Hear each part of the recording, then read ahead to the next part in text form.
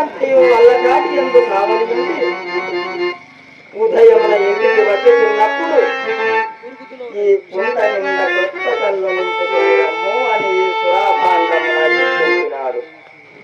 అహో సురాభాండమా, నీవును పూజ్యురాలు కావుననే విశ్వామిత్రుని సహాయ సంపత్తితే విశ్వంబరాదేవి ఆస్థానంబుకు మరియు బుధకిరీడి కలిసి అధిష్ఠించుకున్నారు. త్వరపడి శ్మశాన వాటికి పోయేదను.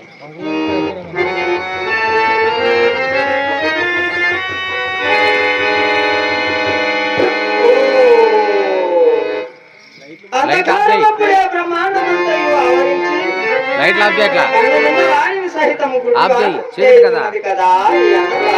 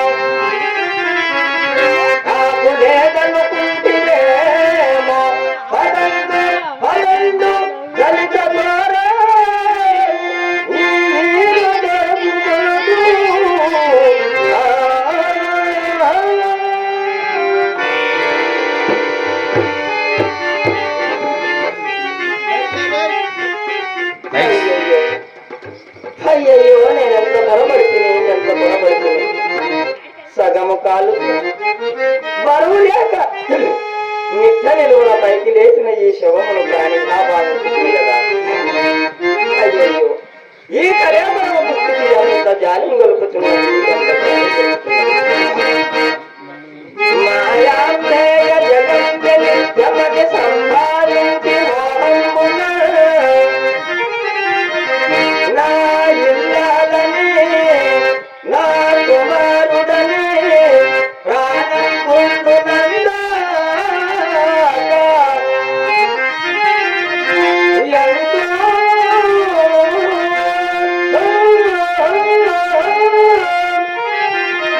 అల్లాడిన ఈ శరీరము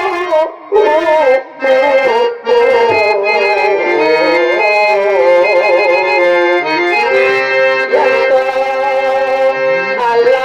అల్లాడిన ఈ శరీరం ఇప్పుడేమో కట్టెల కానుకు ఆ ఇల్లాలు రాదు పుట్టులను జోడయ్యారు కప్పింపగా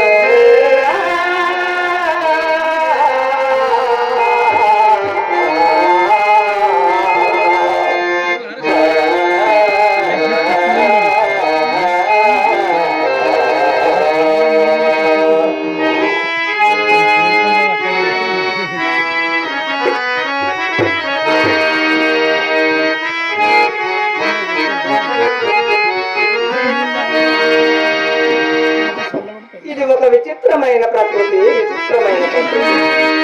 ఎన్నో ఏళ్ళు గతించిపోయినవి కానీ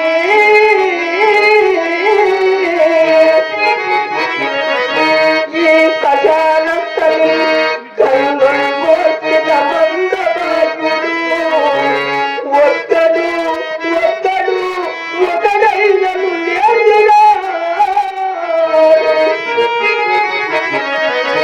అనగా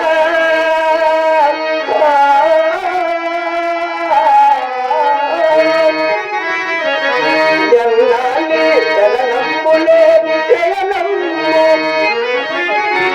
ఏ తల్లులల్లాడి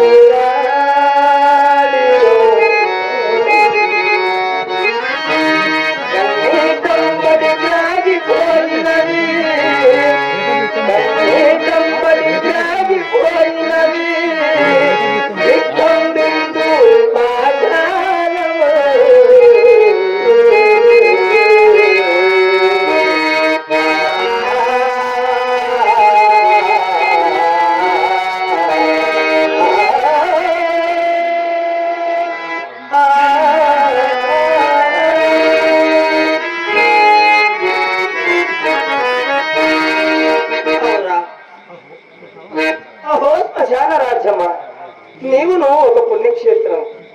ఎట్లనినా రాజాది రాజులు, కవి పండిత నట గాయకులు మొదలుకొని సామాన్య జనుల వరకును నీ వడిలోనే కదా సుగముగా నిద్రించుతున్నది. నీ గుడిలోనే కదా నీవు నిజముగా ఎట్లనినా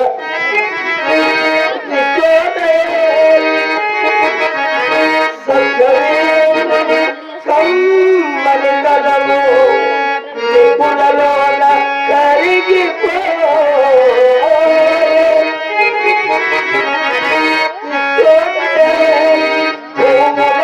రాజన్ముగా అధికారము అంతరించే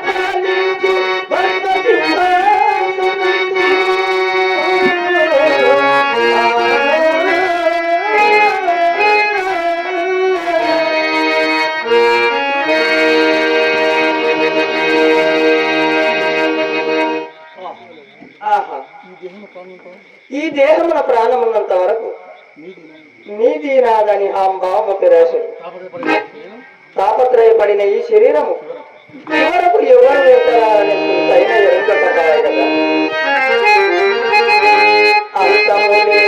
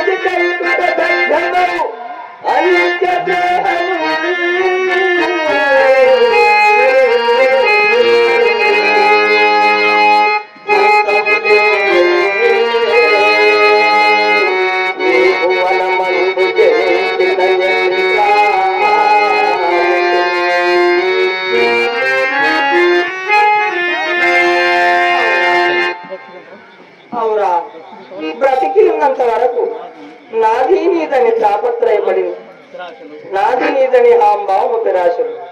ప్రాణములు పోయిన తర్వాత ఆశకు మూలమైన ఈ స్థూల శరీరము హేళమైనదైనను ధనికుందైనను కృషించి నశించి పంచభూతములలో కలిసిపోవున్నది కదా. పంచభూతములలో కలిసిపోవున్నది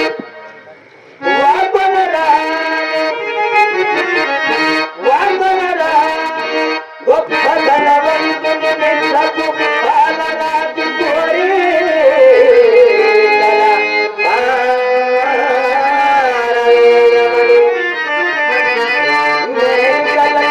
పోరాడు ప్రేతములు ఆకటి చిక్కులు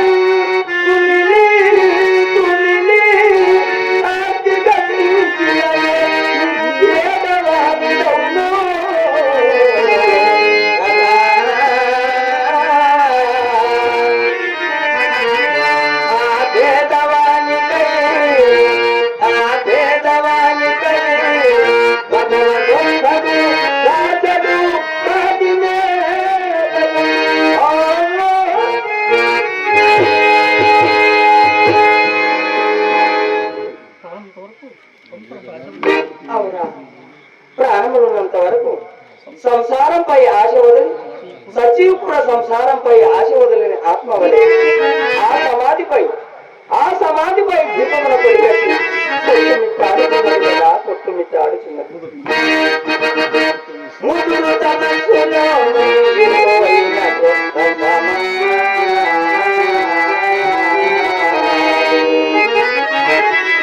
ముదురు తమస్సుతో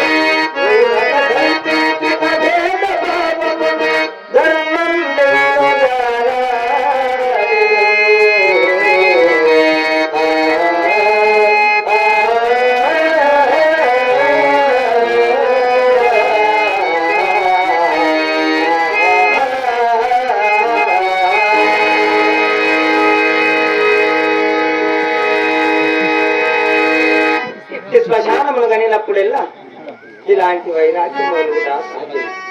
ఇక నా మంచి దగ్గర పోయేదను. అయ్యయ్యో అయ్యయ్యో, దారి బొత్తుగా నిర్ణయించలేకున్నాను. ఇప్పుడు ఈ చితిలోని కాష్టమును నేను దీపముగా ఉపయోగిస్తాను. లైట్ బంద్ చేసి